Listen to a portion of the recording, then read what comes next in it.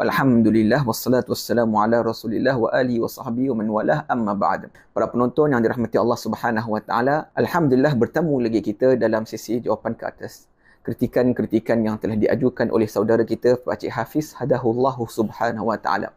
Hari ini saya ingin berikan beberapa jawapan tentang kritikannya dengan tajuk yang mana dia telah tulis dalam YouTube-nya, wali Allah lebih utama daripada Rasulullah. Baik, dia kata ada ahli sufi beranggapan wali Allah lebih utama daripada Rasulullah kerana mereka menganggap Rasulullah manusia biasa yang diutuskan Allah mendapat wahyu melalui perantaraan malaikat Jibril. Sekarang kita dapat faham kenapa mereka lebih suka ambil akidah, ibadah, hukum hakam daripada syekh-syekh mereka. Kan zikir yang Rasulullah ajar, mereka nak zikir yang syekh mereka ajar. Sebab syekh mereka itu mereka berkeyakinan level lebih tinggi daripada Rasulullah sallallahu alaihi wasallam.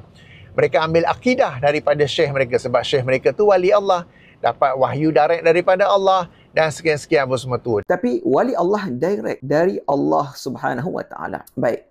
Jadi saya ingin menjelaskan kepada Pak Cik Hafiz, sepatutnya Pak Cik perlu bawa nukilan siapa yang kata bahawa wali lebih baik daripada Nabi. Kerana tidak ada orang Islam, bukan yang alim, bukan pelajar ilmu, yang biasa boleh menganggap bahawa ada hamba-hamba daripada hamba Allah yang lebih baik daripada hamba-hambanya para anbiya. Ini adalah mustahil. Jadi saya perlu nukilan daripada Pak Cik Hafiz. Kerana orang Islam tak mungkin kata begitu, apatah lagi alim ulama dan para awliya. Jadi jika ada ayatnya, kalau Pak Cik Hafiz ada ayatnya dan nukilannya yang jelas, maka tolong bawakan. Kerana ini adalah bercanggah sebenarnya dari sudut akli, dari sudut naqli, seperti yang dikatakan oleh Imam Ar-Razi alaihi rahmatullah dalam kitabnya Ma'alim Usuluddin. Beliau mengatakan bahawa apabila seorang menganggap wali lebih baik daripada Nabi, maka dia bercanggah dari sudut naqal. Naqal iaitu apabila Nabi SAW bersabda bahawa matahari tidak terbit, tidak terbenam kecuali ketika itu tidak ada yang lebih utama selepas para anbiya daripada Abu Bakar Siddiq. Maka daripada hadis ini sangat jelas bahawa Nabi SAW telah memberikan keutamaan kepada Sayyidina Abu Bakar Siddiq seluruh dunia setelah para anbiya. Itu yang Nabi sebut, iaitu ba'dan nabiyyin. Bermaknanya tidak ada sahabat yang boleh mengatasi daripada para anbiya, apatah lagi tabi'in dan tabi'at tabi'in dan para awliya semuanya. Jadi ini adalah daripada hujah naqli. Bermaknanya para anbiya lebih baik daripada Abu Bakar dan semua manusia selain daripada para anbiya. Baik, dari sudut akal juga dia bercanggah bahawa wali lebih baik daripada Nabi kerana wali dia adalah sempurna dari sudut zatnya, baik, sifatnya. Tetapi Nabi ni dia sempurna zat, sifatnya dan menyempurnakan. Ini dari sudut kiasan lah saya nak beritahu, dari sudut akli. Dan apabila kita bandingkan antara dua, wali dengan Nabi, dan jika wali itu sedangkan dia hanya secara zatnya saja sempurna dan tidak menyempurnakan seperti mana Nabi, bermaknanya sahabat-sahabat dan pengikut-pengikut murid-muridnya lebih baik daripada sahabat-sahabat para Nabi. Nabi Muhammad SAW. Tetapi tidak ada, yang saya tak pernah dengar orang Islam ataupun siapa alim ulama yang mengatakan sekumpulan yang lebih baik keutamaannya daripada para sahabat. Tidak. Bermaknanya bila tidak ada satu kumpulan pengikut yang lebih baik daripada sahabat-sahabat alaihim ridwanullah, bermaknanya orang yang diikuti itu tidak boleh mengatasi daripada keutamaan para anbiya alaihi wassalatu wassalam. Dan inilah dari sudut percanggahan akli. Baik ya. Jadi tidak ada yang mengatakan bahawa wali itu lebih baik daripada Nabi. Kemudian Pak Cik Hafiz kata apa? Wali lebih utama dari Rasulullah kerana mereka dapat capai martabat kewalian itu sebabkan mujahadah mereka di dunia. Baik. Maknanya Pak Cik Hafiz masih lagi mengatakan bahawa ada yang mengatakan wali lebih baik daripada Nabi. Ini juga saya jelaskanlah kepada para penonton yang mulia bahawa mujahadah yang disebutkan oleh Pak Cik Hafiz tadi adalah dipanggil perbuatan kasbiyah daripada seorang insan. Dan ia telah dikata oleh seseorang, oleh beberapa wali arif billah, yang mana dalam perkataan itu mereka mengatakan, sebahagian daripada mereka, wilayah iaitu sifat wali mengatasi nubuwah iaitu sifat Nabi.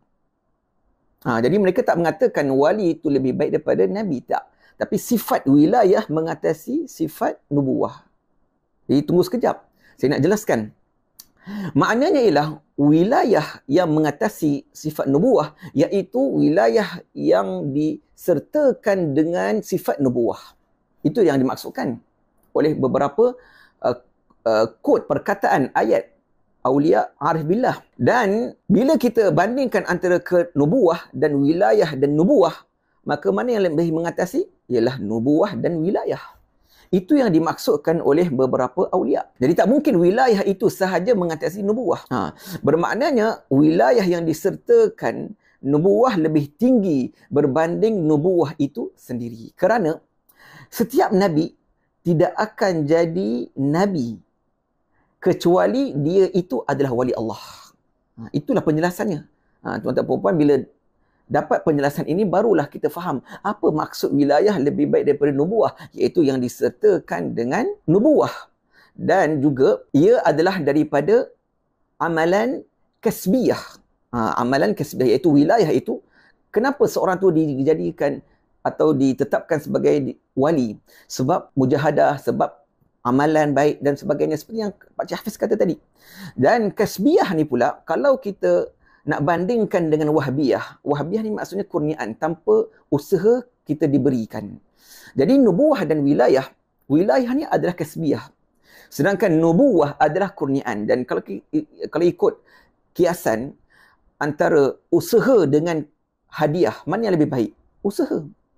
Usaha. Dari sudut itulah ulama mengatakan wilayah yang disertakan nubuwah lebih baik daripada nubuwah, kerana ia terhasil daripada perbuatan kasbiyah, bukan hanya semata-mata kurniaan hadiah.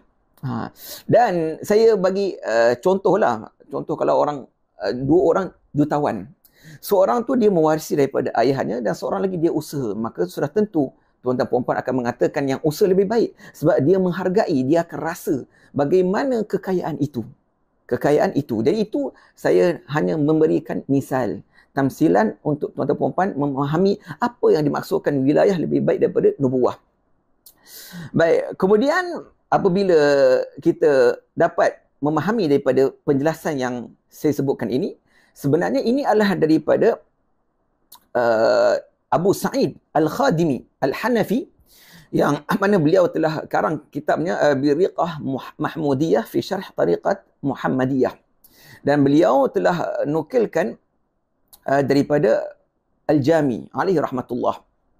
Baik, kemudian satu lagi penjelasan saya nak beritahu kepada tuan-tuan puan-puan.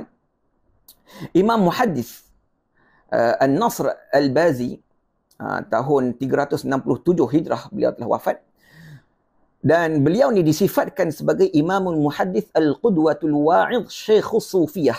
Siapa yang sifatkan ini? Imam Al-Zahabi, anak murid kepada Imam Ibn Taymiyah. Jadi beliau mengatakan bahawa nihayatul awliya bidayatul anbiya.